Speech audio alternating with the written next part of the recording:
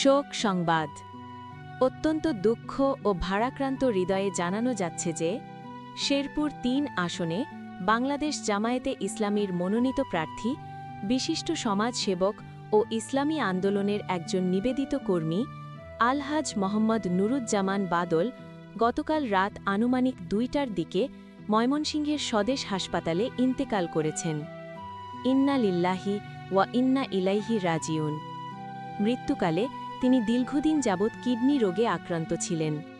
তার ইন্তেকালে শেরপুরবাসী সহ জামায়াতে ইসলামী ও সর্বস্তরের মানুষের মাঝে নেমে এসেছে গভীর শোকের ছায়া। মরহুমের প্রথম জানাজা নামাজ আজ দুপুর ২টা ৩০ মিনিটে শেরপুর পৌর ঈদগাহ মাঠে অনুষ্ঠিত হবে। এরপর তার দ্বিতীয় জানাজা নামাজ বিকাল ৫টায় শ্রীপুরদি সরকারি কলেজ মাঠে অনুষ্ঠিত হবে।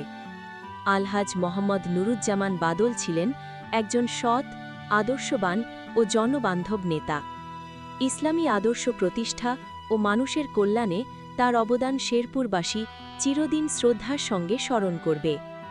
আমরা তার ইন্তেকালে গভীর শোক প্রকাশ করছি এবং মহান আল্লাহ তাআলার কাছে তার বিদেহী আত্মার মাগফিরাত কামনা করছি। আল্লাহ তাআলা যেন তাকে জান্নাতুল ফেরদৌস নসিব করেন এবং শোকসন্তপ্ত পরিবার পরিজনকে এই শোক সইবার শক্তি দান করেন। আমিন।